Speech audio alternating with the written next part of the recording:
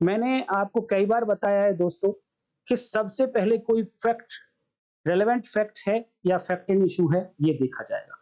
अगर कोई fact relevant है, फैक्टिंग इशू है, तो उसके लिए एविडेंस आ सकती है। दूसरी बात, जिस तरीके से ये एविडेंस आनी चाहिए, एडमिसिबिलिटी देखी जाएगी उस एविडेंस की, क्या उसी तरीके से आई? जब एविडेंस आएगी तो एविडेंस लेने से पहले ये देखा जाएगा कि वो विटनेस कॉम्पिटेंट विटनेस है या नहीं है। उसके बाद अगर विटनेस भी कॉम्पिटेंट हो गया, एडमिसिबिलिटी भी हो गई, देन उसने जब एविडेंस दी, तो अब देखा जाएगा क्या ये विटनेस रिलायबल है। विटनेस रिलायबिलिटी की बात आएगी, विश्वसनीयता की बात आएगी, तो विटनेस की आएगी। क्या फिर एविडेंस सफिशिएंट है जो इस रिलायबल विटनेस ने दी? तो जब एविडेंस की बात आती है तो सफिशिएंट देखी जाती है। जब साक्षी की विटनेस की बात आती है तो क्या वो रिलायबल है या नहीं है, वो देखा जाता है। एविडेंस रिलायबल है या नहीं है, वो नहीं देखा जाता। जिस विटनेस ने ऐसी एविडेंस दी है वो रिलायबल है या नहीं है, ये देखा जाता है। तो डिफेंस काउंसिल की ये हमेशा ड्यूटी बनती है दोस्तों कि विटनेस की रिलायबिलिटी को वो कम कर दे, इम्पीच कर दे, जिसके कारण जैसे ही कोर्ट के माइंड में ये आएगा कि ये विटनेस रिलायबल नहीं है, अब इस अनरिलायबल विटनेस ने चाहे ऐसी एविडेंस दी कि वो सफिशिएंट थी कन्विक्शन के लिए, देन वो कन्विक्शन के लिए यूज नहीं की जाएगी क्योंकि विटनेस रिलायबल नहीं है। नमस्कार दोस्तों, भारतीय साक्ष्य अधिनियम की सीरीज को आगे बढ़ाते हुए आज हम चैप्टर नंबर 2 की लास्ट सेक्शन पढ़ेंगे, सेक्शन नंबर 48। ये नंबर में लास्ट नहीं है, पढ़ने में लास्ट। ऑलरेडी सारी सेक्शंस चैप्टर नंबर 2 की हम लोग पढ़ चुके हैं। ये लास्ट सेक्शन बची है पढ़ने के लिए, सेक्शन 48 भारतीय साक्ष्य अधिनियम।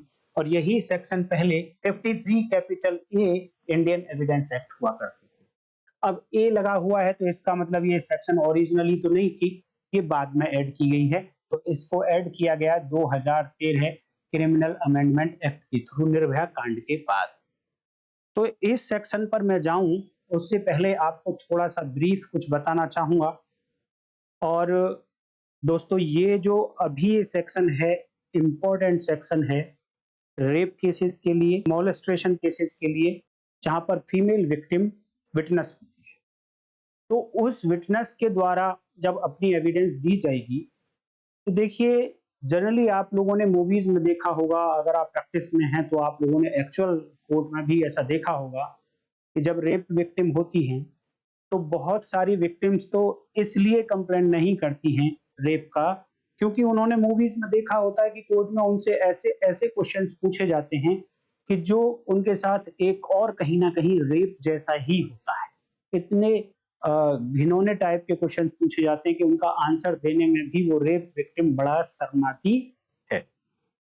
तो उन पर हमारे कानून ने कैसे रोक लगाई है, कानून ने कैसे रोक लगाई, किस तरीके से इसका डेवलपमेंट हुआ, कौन कौन सी सेक्शंस भारतीय साक्ष्य अधिनियम में या भारतीय न्याय संहिता में इससे कनेक्टेड होंगी, उन सभी सेक्शंस को आज हम पढ़ेंगे। तो आज की वीडियो में सेक्शन 48 के साथ साथ 53 कैपिटल ए के साथ साथ हम पढ़ेंगे एक सेक्शन 146 इंडियन एविडेंस एक्ट और 149 भारतीय साक्ष्य अधिनियम। इसके बाद और पढ़ेंगे हम सेक्शन 155 इंडियन एविडेंस एक्ट, और अब भारतीय साक्ष्य अधिनियम में ये हो गई है 158। बड़ी ही इंटरेस्टिंग बात भी आज आप लोगों को मैं यहाँ पर दिखाऊंगा, क्योंकि जब आप दोस्तों कंपैरिजन करते हैं लॉ का, कि जब ऐसी ही कुछ बातें इस प्रोविजन में कही गई और ऐसी ही कुछ बातें जब दूसरे प्रोविजन में कही गई, और दोनों प्रोविजंस को जब आप साथ में रख के पढ़ते हैं तो आपको पता चलता है कि कहीं ना कहीं कंट्राडिक्शन दिखने लगता है, या कहीं कोई क्लैरिटी नहीं होती है, तो वो दोनों को बराबर में रखने से क्लैरिटी चमक जाती है। तो मैं आज वही काम आप लोगों के लिए करने वाला हूँ। वीडियो पर फटाफट से दोस्तों लाइक कर दीजिए और नए चैनल को सब्सक्राइब कर लीजिए और ज्वाइन भी कर लीजिए। देखिए, जब भी करेक्टर की बात आती है तो करेक्टर के बारे में पहली बात तो मीनिंग आप लोगों को पता होना चाहिए। सेक्शन 50 भारतीय साक्ष्य अधिनियम, उसके एक्सप्लेनेशन में करेक्टर का मीनिंग बताया गया है। करेक्ट एक्सप्लेनेशन में दो बात बताई गई। पहले पार्ट में कहा गया कि करेक्टर में reputation and disposition of person include होंगे। साख और उसका जो प्रवृत्ति है, स्वभाव है, नेचर है, वो इंक्लूड होगा। और दूसरे पार्ट में बताया गया कि जब करेक्टर की एविडेंस देने की बात होगी तो आप general character, general reputation and general disposition की एविडेंस देंगे, किसी पर्टिकुलर एक्ट की नहीं देंगे जिससे करेक्टर रिफ्लेक्ट होता हो। और सेक्शन 46 देखते हैं एंड सेक्शन 50 देखते हैं, तो यहां पर बात हुई है पार्टीज के करेक्टर की। और सेक्शन 47 एंड सेक्शन 49 देखते हैं तो वहां पर बात हुई है एक्यूज के करेक्टर की। अभी तक तो पार्टीज के बारे में हम लोग बात करते आए, क्योंकि एक्यूज भी कहीं ना कहीं पार्टी होता है और प्लेंटिफ या डिफेंडेंट भी कहीं ना कहीं पार्टी होते हैं, उनके करेक्टर के बारे में हम ऑलरेडी बात कर चुके हैं। लेकिन आज की वीडियो जो है वो कनेक्टेड है विटनेस के करेक्टर से। देखिए, विटनेस मेल भी होते हैं, फीमेल भी होते हैं। तो आज की जो सेक्शन है 48 वो फीमेल विटनेस के करेक्टर से रिलेटेड है। अब फीमेल विटनेस में भी ये रेप की विक्टिम हो सकती है या ये मोलेस्टेशन के केसेस की विक्टिम हो सकती है और अदर देन दीज केसेस हो सकती है। तो दो टाइप की फीमेल हो सकती है। तो आज की वीडियो, आज की जो सेक्शन है 48 बीएसए, ये केवल रेप विक्टिम और मोलेस्टेशन से रिलेटेड जो विक्टिम हैं उनके करेक्टर से रिलेटेड है। तो देखिए, मैं एक जनरल सी बात बतानी चाहूंगा कि जब पार्टीज के करेक्टर की बात आती है तो सेक्शन 46 कहती है कि पार्टीज के करेक्टर इररिलेवेंट होंगे। General rule is irrelevant. जब एक्यूज की बात आती है तो सेक्शन 49 कहती है एक्यूज का बैड करेक्टर, एक्यूज का बैड करेक्टर इररिलेवेंट होगा।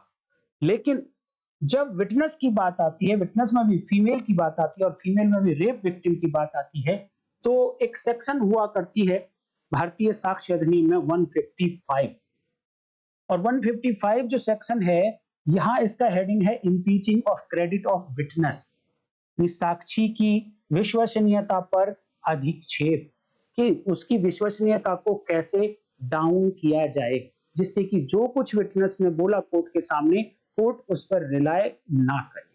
तो रिलायबिलिटी एक अपने आप में इंपॉर्टेंट फैक्टर होता है किसी भी ट्रायल में। तो सेक्शन 55 इंडियन एविडेंस एक्ट जो अब 158 भारतीय साक्ष्य अधिनियम हो गई है, ये बताती है कि किसी विटनेस की क्रेडिबिलिटी को किस तरीके से इम्पीच किया जा सकता है। आज की डेट में यहां पर 3 तरीके बताए गए, लेकिन 2003 से पहले इसमें 4 तरीके बताए गए थे। 4 तरीकों में से हम पहले 3 तरीके को तो छोड़ देते हैं, चौथा तरीका देखते हैं, बात करेंगे उस पर भी जब ये चैप्टर आएगा। बट इसका जो 4th तरीका है, सबसेक्शन 4, ये बात करती थी कि किसी फीमेल विटनेस जिसके साथ रेप हुआ है, उसकी अगर विश्वसनीयता को इम्पीच करना है, क्योंकि वो भी एक विटनेस है और डिफेंस की ड्यूटी है, डिफेंस काउंसिल की, कि वो उस विटनेस की रिलायबिलिटी को इम्पीच करे, उसकी विश्वसनीयता को, उसकी क्रेडिबिलिटी को इम्पीच करे। तो इम्पीच करने के लिए उसे कुछ क्वेश्चन पूछने होते हैं। तो एक सेक्शन है 146 इंडियन एविडेंस एक्ट, अब हो गई 149 भारतीय साक्ष्य अधिनियम। यहां पर बताया गया कि कौन कौन से क्वेश्चंस को पूछना लॉफुल होगा। लॉफुल होगा क्वेश्चंस को पूछना, एविडेंस की बात नहीं कर रहे हैं कि एविडेंस एडमिसिबल है या नहीं है, फैक्ट की बात नहीं कर रहे हैं कि वो रेलेवेंट है या नहीं है, क्वेश्चन पूछा जा सकता है या नहीं, किस क्वेश्चन को पूछना लॉफुल होगा, किस क्वेश्चन को पूछना अनलॉफुल होगा। तो ये सेक्शन बताती है। और ये क्वेश्चन क्यों पूछे जा रहे हैं? क्योंकि विटनेस की क्रेडिबिलिटी को इम्पीच करना है, उसकी विश्वसनीयता को कमजोर करना है। तो ये क्लॉज 4 थी और ये रिलेटेड थी रेप विक्टिम से। और क्या कहती है, देखिए, ये क्लॉज 4 अब हटा दी गई है। कब हटाई गई? 2003 में। क्यों हटाई गई उसका रीजन भी मैं आपको बताऊंगा। है क्या ये क्लॉज 4? देखिए, when a man is prosecuted, अर्थात एक आदमी है, एक व्यक्ति है, उसके अगेंस्ट रेप का प्रोसिक्यूशन हो रहा है, रेप का मुकदमा चल रहा है, प्रोसिक्यूटेड फॉर रेप और अटेम्प्ट टू रेविस या फिर अटेम्प्ट टू रेप का केस, दोनों में से कोई भी रेप का केस है, तो आगे देखिए, इट मे बी सोन, ये सब सेक्शन 4 क्या परमिट करती है? इट मे बी शोन, ये दिखाया जा सकता है दैट द प्रोसिक्यूट्रिक्स, प्रोसिक्यूट्रिक्स मतलब रेप विक्टिम, रेप पीड़िता, prosecutrix was of generally immoral character, prosecutrix के करेक्टर पर आप उंगली उठा सकते थे। और कौन सा करेक्टर? जनरली इमोरल है। जनरल का मतलब हमने पढ़ लिया पीछे, जनरल का मतलब एक क्लास ऑफ पीपल इसके बारे में क्या रेपुटेशन बनाते हैं। क्लास ऑफ पीपल अगर इस प्रोसिक्यूट्रिक्स रेप विक्टिम के बारे में अपनी ओपिनियन ये देते हैं कि ये तो प्रोस्टिट्यूट है, तो जनरली इमोरल करेक्टर के बारे में एविडेंस हो गई। और ये सबसेक्शन 4 ने परमिट किया था कि ऐसा दिखाया जा सकता है to impeach the credit of rape victim। तो रेप विक्टिम के करेक्टर, यानी ये कैसा करेक्टर है? Bad character.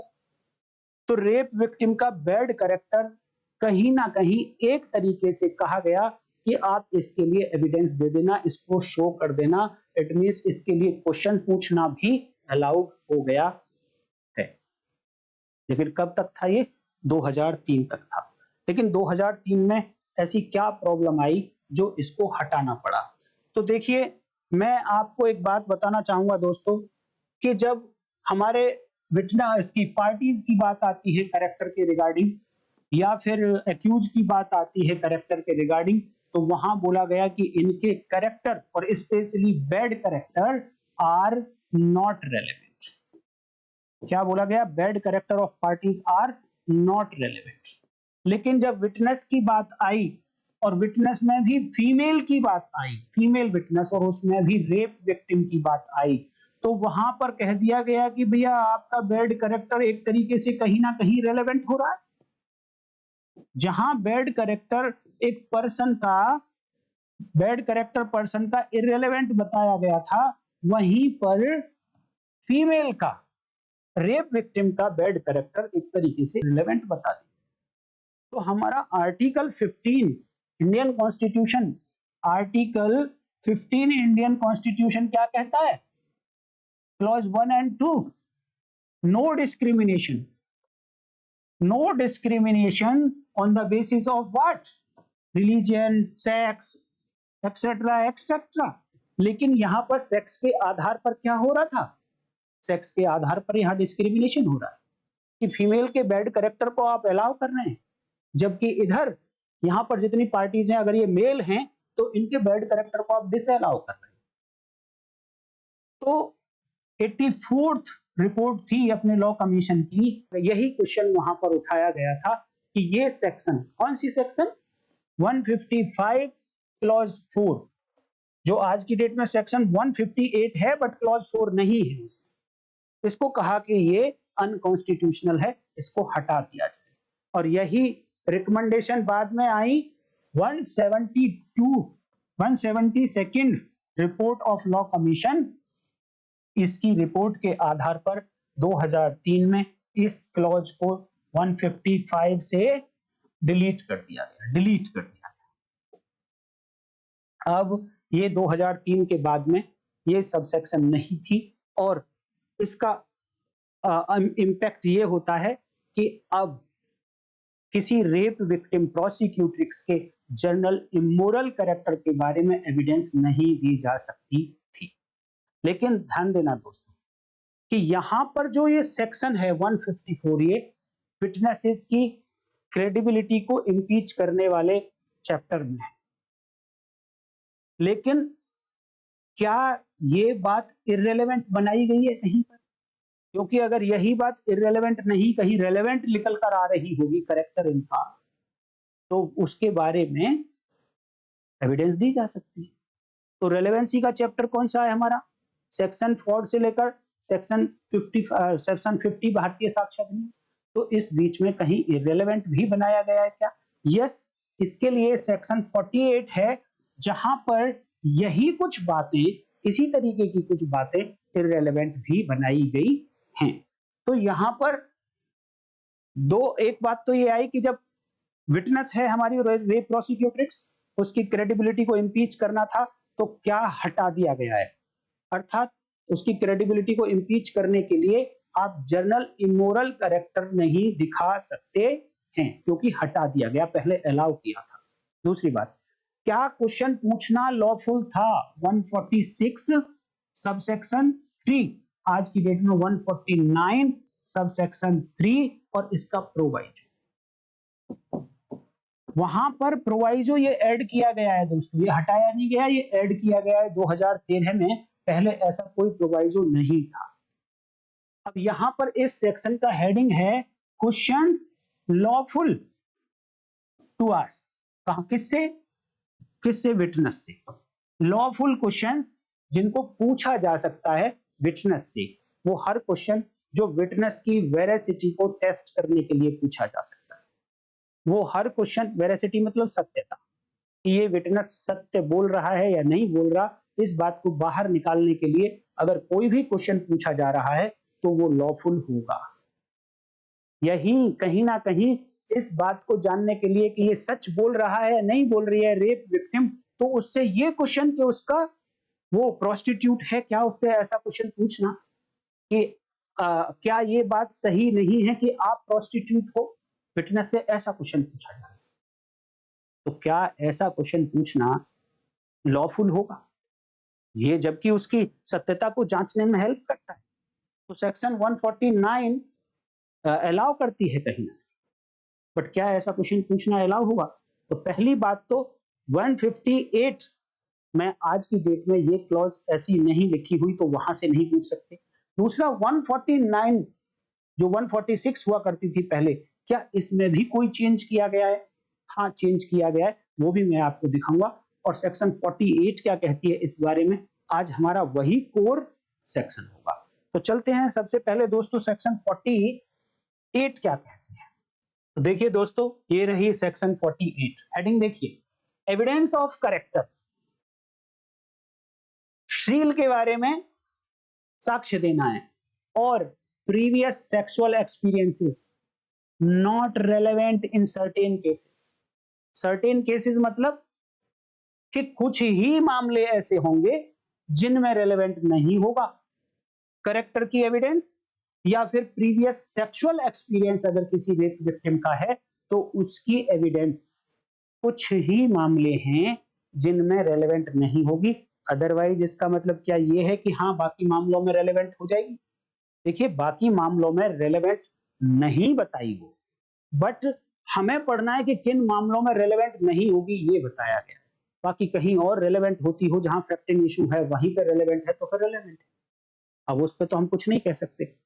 तो लैंग्वेज देखिए इसकी, सेक्शन 48 कहती है in a prosecution of an offence under section, यहां पर देखिए टोटल मिलाकर इन सभी सेक्शंस को अगर आपको याद करना है तो सबसे आसान तरीका है इन सेक्शंस को याद करने का, बहुत सारी सेक्शंस हैं ये, इनको याद करिए आप दो टुकड़ों में।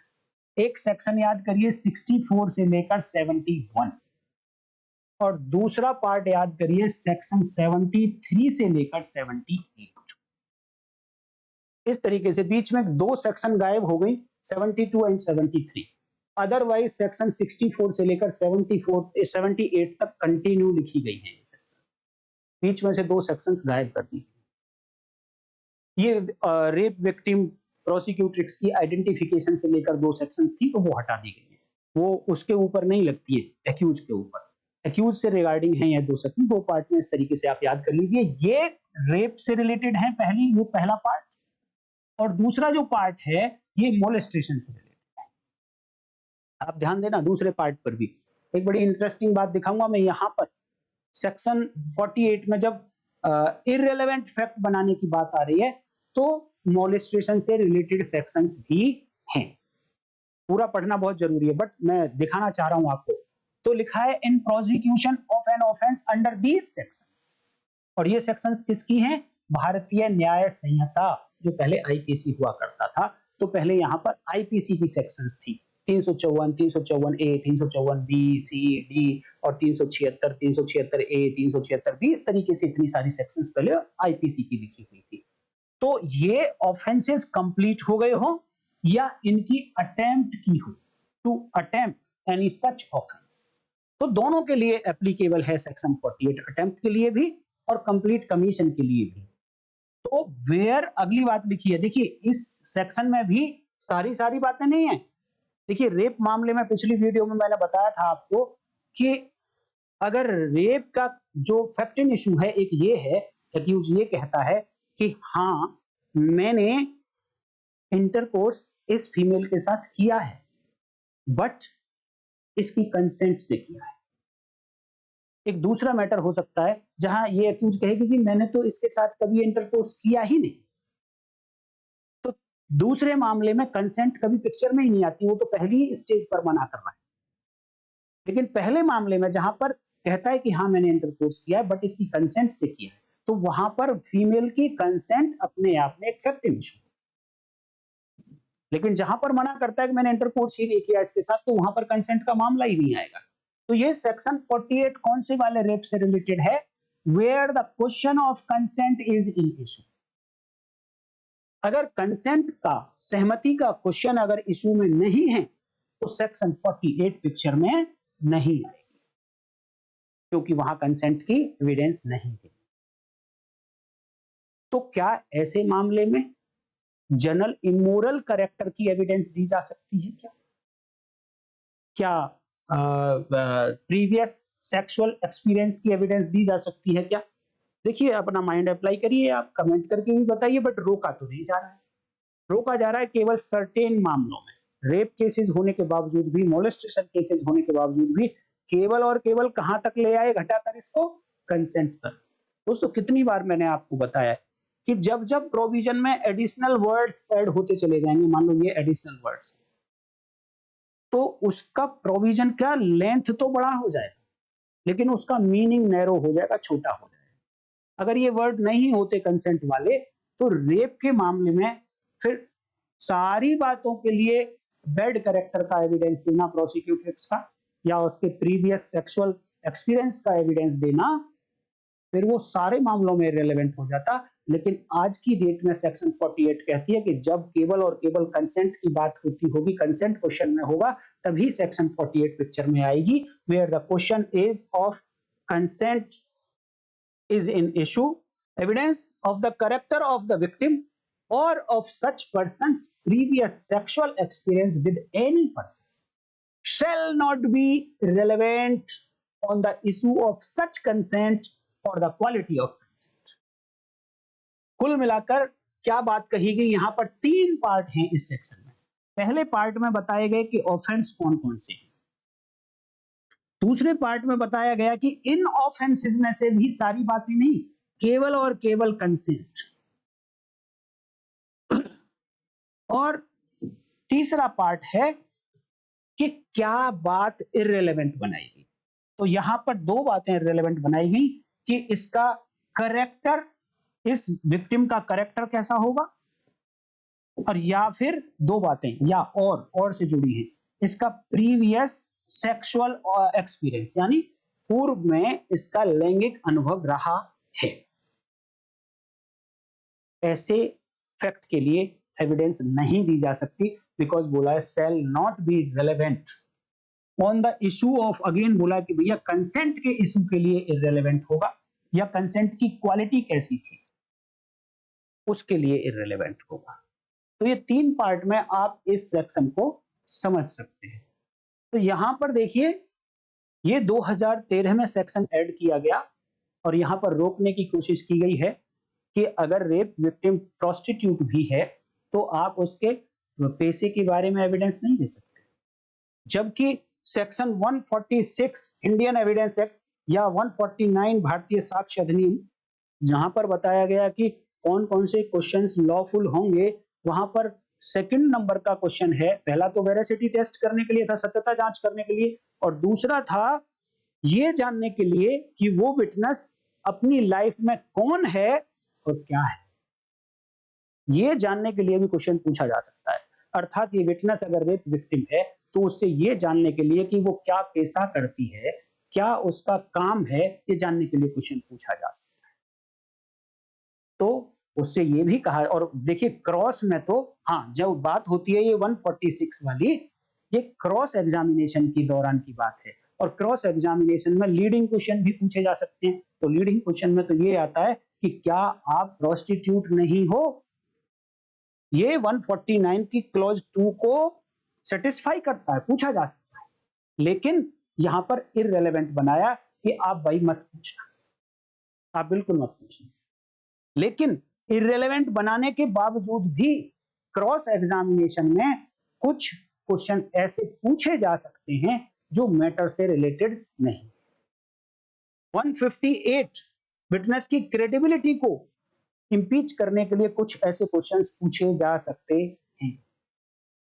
तो इररेलेवेंट बनाने के बावजूद भी काम नहीं चलता है, कहीं ना कहीं घुमा फिरा के लाया जा सकता है। तो इसलिए 146 के अंदर सबसेक्शन 3 में एक प्रोवाइजो ऐड किया गया, जिसने बताया, क्योंकि ये लॉफुल क्वेश्चन है इन क्रॉस एग्जामिनेशन, तो उन्होंने ये बताया कि लॉफुल क्या क्वेश्चन लॉफुल नहीं होगा। इवन ऊपर ये 3 बातें लिखी होने की, यहां पे भी 3 क्लॉज है, 3 तरीके से क्वेश्चंस पूछे जा सकते हैं। थोड़ा सा टेक्निकल इशू है तो हो सकता है बोरिंग लग रहा हो आपको, बट इंपॉर्टेंट इशू है तो आपको जरूर समझ लेना चाहिए बोरिंग होने के बावजूद भी। तो यहां पर इंपॉर्टेंट हो जाता है कि 146 जहां पर बोला गया कि क्रॉस एग्जामिनेशन में कौन कौन से क्वेश्चंस पूछे जा सकते हैं लॉफुल होंगे, वहां प्रोवाइजो में क्या लिखा गया, जबकि यहां पर इररिलेवेंट बनाया गया।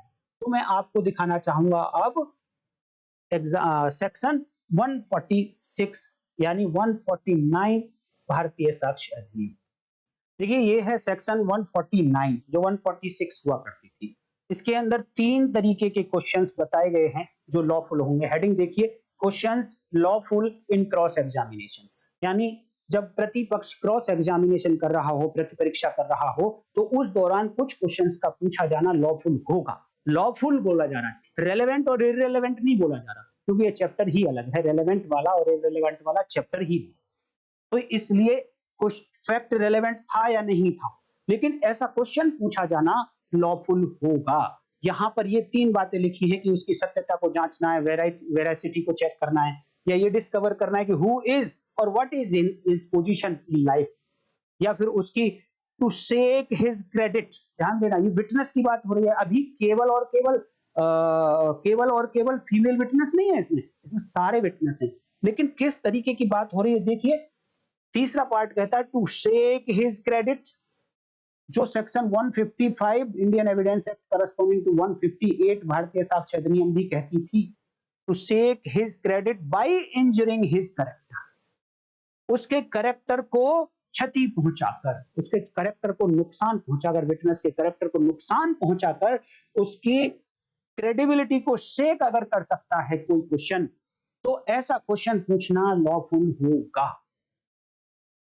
तो अगर मान लो 155 या 158 में से वो प्रोविजन जो क्लॉज 4 थी वो हटा भी दी, इवन देन डिफेंस ये कह सकता है कि मुझे देखिए ये क्रेडिट को शेक करने के लिए, कैरेक्टर को इंजर करने के लिए भी मैं क्वेश्चन पूछ सकता हूं। तो ये पूछना कि क्या तुम प्रोस्टिट्यूट नहीं हो, ये इसके कैरेक्टर पर इंजरी करेगा, तो ये मुझे अलाउ कर दिया गया, ये क्वेश्चन लॉफुल है, ये अनलॉफुल नहीं है, इसलिए हम पूछ सकते हैं। तो इसी समस्या को रोकने के लिए इसमें एक प्रोवाइजो ऐड किया गया दोस्तों। अभी ये 1 2 3 थी, अब क्लॉज मैंने सबसेक्शन 3 बोल दिया, बट वो एक्चुअल में क्लॉज ए बी सी है और सी का फिर वो प्रोवाइजो है। अब इसमें एक इंपॉर्टेंट बात है कि जब क्वेश्चन पूछा जा रहा है किसी विटनेस से, मान लो एक विटनेस बॉक्स में खड़ा है, उससे पूछा गया कि क्या आप रॉबर नहीं हैं, क्या आप डकैत नहीं हैं। वो इस क्वेश्चन एक्चुअल में वो बंदा डकैत है जो विटनेस खड़ा है। अब क्योंकि उसने ओथ ले रखी है तो वो झूठ नहीं बोल सकता। अब यहां पर प्रॉब्लम आ जाती है कि वो झूठ बोल नहीं सकता, आंसर उसे हाँ में देना पड़ेगा। तो और अगर हाँ में दे दिया और उसने कह दिया कि हाँ मैं डकैत हूं, तो पुलिस आ जाएगी उसी थाने की और कहेगी यस मैं आपको अरेस्ट कर देता हूं, आपने तो एडमिट कर लिया कि आप डकैत थे। तो अब वो विटनेस फंस जाता है ऐसे चक्कर। कहा है कि although the answer to such question might tend directly और इनडायरेक्टली टू क्रिमिनेट हिम और माइट एक्सपोज और tend directly indirectly to expose him to a penalty or forfeiture. Even ऐसे क्वेश्चन का आंसर जब विटनेस देगा तो चाहे उसके ऊपर कोई क्रिमिनल चार्ज बनता हो ऐसे क्वेश्चन से, या उस पर कोई पेनल्टी बनती हो, या उसकी प्रॉपर्टी फॉरफीचर होती हो, इवन देन ऐसा क्वेश्चन पूछा जा सकता है। अब देखिए दो बातें, लॉ को ना आपको बड़ा प्रैक्टिकली समझना है। क्वेश्चन तो डिफेंस ने पूछ लिया, पूछने के लिए मना ही नहीं थे, लेकिन क्या विटनेस को आंसर देने के लिए कंपेल किया जा सकता है? वो कहता है मैं तो नहीं दे रहा इस क्वेश्चन का आंसर, अब आप बताओ आप क्या करोगे। क्वेश्चन आपको लॉफुल बनता था, आपने लॉफुल क्वेश्चन पूछ लिया, बट मैं क्या इसका आंसर देने के लिए बाउंड हूं, मजबूर हूं? मुझे आंसर इसका देना ही पड़ेगा। मैं कह देता हूं नहीं देता मैं इस क्वेश्चन का आंसर। तो सेक्शन 132 इंडियन एविडेंस एक्ट, आज की डेट में 137 बीएसए, यहां पर यह कहा गया है कि अगर क्वेश्चन पूछा गया, क्वेश्चन अगर रेलेवेंट मैटर से रिलेटेड है, वो मैटर से रेलेवेंट है, जो मैटर फैक्ट इशू है उससे रेलेवेंट है अगर ये क्वेश्चन, तो फिर ऐसे विटनेस को कंपेल किया जाएगा जवाब देने के लिए। और वहीं पर लिखा है सेक्शन 132 में भी, 137 बीएनएस में, कि चाहे इसका आंसर उसको क्रिमिनेट करता हो या फिर एक्सपोज करता हो पेनल्टी या फॉरफीचर के लिए, चाहे वो व्यक्ति फंसता हो इस आंसर से, इवन देन उस व्यक्ति को ऐसा आंसर देना पड़ेगा। तो ये कहीं ना कहीं आपको नहीं लगता है कि आर्टिकल 20 क्लॉज 3 के अगेंस्ट नहीं है? किसी व्यक्ति को मजबूर नहीं किया जा रहा है क्या अपने ही अगेंस्ट गवाह बनने के लिए, अपने ही अगेंस्ट कार्यवाही शुरू करने के लिए, अपने ही अगेंस्ट एविडेंस देने के लिए? आपको लगता है कि हाँ बिल्कुल ऐसा हो रहा है, लेकिन इस बात का पूरा पूरा ध्यान रखा गया है। कहां ध्यान रखा गया है ये आपको बताऊंगा, बट मैं आपको पढ़ाना चाहता हूं प्रोवाइजो इस सेक्शन 49 का। सेक्शन 49 का प्रोवाइजो, क्योंकि मैं बार बार आपको कहता हूं ये सेक्शन 49 का प्रोवाइजो, ये ऊपर आपको निकल गई है स्लाइड, ये 149 क्लॉज सी, उसके नीचे प्रोवाइजो लिखा है, और लिखा है provided that in a prosecution for an offence under section वही 64, 65, 66, 68, 69, 70 एंड 71 किसकी? भारतीय न्याय संहिता अंडर 2023, और for attempt to commit any such offence where the question of consent is in issue. आपको ये सारे वही वर्ड्स दिखाई दे रहे होंगे जो सेक्शन 48 बीएसए में अभी थोड़ी देर पहले मैंने आपको पढ़कर दिखाए थे। क्या है, क्या कहता है ये प्रोवाइजो, कि अगर ऐसे केस का प्रोसिक्यूशन चल रहा है जो इन रेप केसेस से रिलेटेड है, अर्थात मैं सेक्शन को हटाकर बोल सकता हूं रेप केसेस के प्रोसिक्यूशन में जहां पर, या उनके अटेम्प्ट में जहां पर कंसेंट इन इशू, कंसेंट एक फैक्ट इन इशू है, तो बोला it shall not be permissible, it shall not be permissible to adduce evidence, evidence देने के लिए रोक दिया गया है, यानी परमिट नहीं की जा रही है एविडेंस, किस बात के लिए? और to put any question in cross examination of the victim as to the general immoral character. ये वही वर्ड्स हैं जो सेक्शन 155 इंडियन एविडेंस एक्ट के सब सेक्शन 4 में थे, कि जनरल इमोरल कैरेक्टर के बारे में रेप विक्टिम अगर है तो उसको शो किया जा सकता है, बट वहां से तो हटा दिया। बट क्योंकि मैंने अभी आपको दिखाया कि लॉफुल होने के कारण क्रॉस एग्जामिनेशन में डिफेंस काउंसिल ये क्वेश्चन अगेन पूछ सकता था, तो यही प्रोवाइजो ऐड किया गया, और ये प्रोवाइजो भी 2013 में ऐड किया गया है। और इसके आधार पर उन्होंने कह दिया कि अगर ये रेप केसेस का मामला है और कंसेंट अगर क्वेश्चन में है, तो फिर उससे कोई एविडेंस ऐसी नहीं दी जाएगी जो उस रेप विक्टिम के जनरल इमोरल कैरेक्टर या previous sexual experience of such victim with any person for proving such consent और the quality of the consent. ये एग्जैक्ट कहीं ना कहीं वर्ड आपको सेक्शन 48 वाले दिखाई दे रहे होंगे, बट बोला है कि यहां पर शैल नॉट बी परमिशिबल, और वहां पर लिखा था शैल नॉट बी रिलेवेंट। लेकिन एक डिफरेंस दिखाई दे रहा है क्या आपको इस प्रोवाइजो में और सेक्शन 48 में? मैंने जब सेक्शन 48 में आपको सेक्शंस जो लिखी गई हैं उनको याद करने के लिए ऑफेंसेस जो लिखे, मैंने दो पार्ट बताए थे। एक पार्ट आपको 64 से लेकर याद करना है 71 और दूसरा पार्ट याद करना है 74 से लेकर 78। तो यहां पर ये फर्स्ट पार्ट तो मेंशन है दोस्तों, देख लो 71 तक तो मेंशन है, लेकिन ये सेकंड पार्ट मेंशन नहीं है। इसका मतलब लेजिस्लेचर क्या चाहता है? क्या लेजिस्लेचर ये चाहता है कि अगर प्रोसिक्यूशन इन ऑफेंसेस का है तो फिर ये प्रोवाइजो एप्लीकेबल नहीं होगा, और अगर ये प्रोवाइजो एप्लीकेबल नहीं होगा तो जनरल इमोरल कैरेक्टर के बारे में एविडेंस एड्यूस की जा सकती है या प्रीवियस सेक्सुअल एक्सपीरियंस का क्वेश्चन पूछा जा सकता है। मेरा तो व्यू ऐसा ही कहता है, क्योंकि मैं तो लिटरल मीनिंग निकालने की कोशिश कर रहा हूं। अभी आप बता सकते हैं कमेंट करके कि आपका व्यू क्या कहता है। आप खुद देख लीजिए, बेयर एक्ट लेकर बैठा करो, आप अपने बेयर एक्ट में देखते रहा करो। सेक्शन 48 में ज्यादा ऑफेंसेस लिखे हैं। सेक्शन 49 क्लॉज सी और उसके नीचे जो प्रोवाइजो लिखा उसमें सेकंड पार्ट ऑफेंसेस का नहीं लिखा है।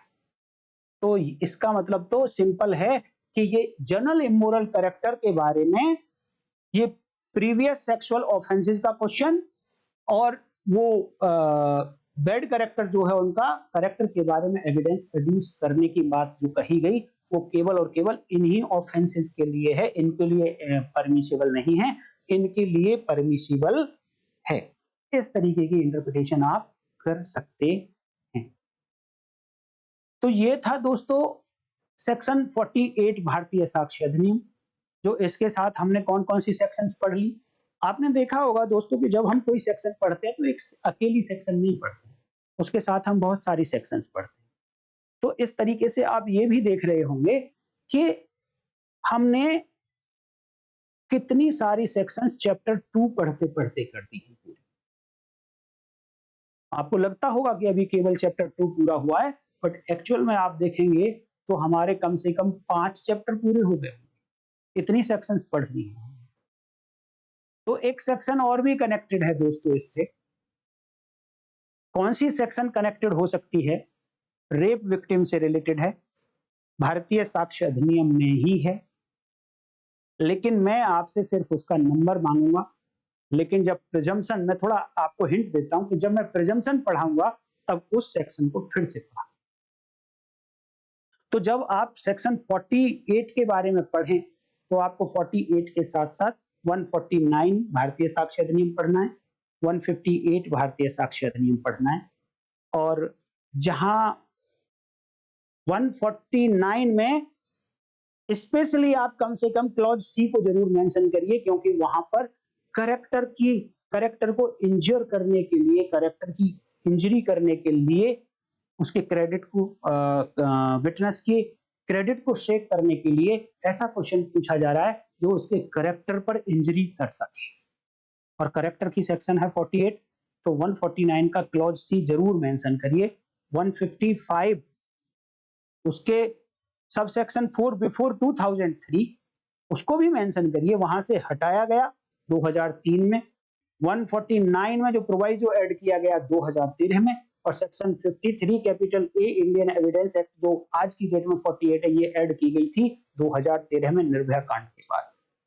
हो सकता है दोस्तों थोड़ा टेक्निकल मामला होने के कारण बोरिंग रहा हो, बट मैं उम्मीद करता हूं कि इंफॉर्मेटिव जरूर रहा होगा। अगर ऐसा है तो वीडियो को लाइक कर दीजिए, कमेंट करके बताइए, हाइप जरूर कर दिए, चैनल को सब्सक्राइब कर लीजिए और ज्वाइन भी कर लीजिए।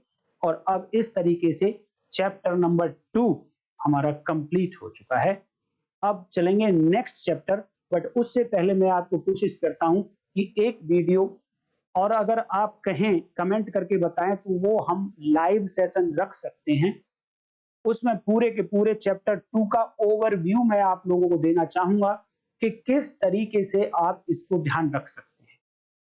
चैप्टर 2 के सब चैप्टर्स पर कंसंट्रेट करते हुए, क्योंकि देखिए जब लॉ बनाया जाता है तो एक जनरल रूल होता है कि किस बात को आप देना चाहते हैं, किस बात को आप प्रोहिबिट करना चाहते हैं। तो इसी तरीके से ध्यान में रखते हुए ये हमने देना था तो वो जनरल रूल लिख दिया। अब एक्सेप्शंस में लिख दिया कि ये नहीं देंगे। और जब किसी बात को प्रोहिबिट करना है तो जनरल रूल लिख दिया कि इसको हमने प्रोहिबिट कर दिया है, अब एक्सेप्शंस में लिख देंगे कि ये हम देते हैं। तो इस तरीके से समझाने की कोशिश करूंगा, बट वो जब कोशिश करूंगा जब कम से कम 100 कमेंट आएंगे, तो उसके लिए वीडियो आपको शेयर करनी पड़ेगी। तो आज की वीडियो में इतना ही, कल फिर मिलते हैं दूसरी वीडियो में। तब तक के लिए नमस्कार, जय हिंद।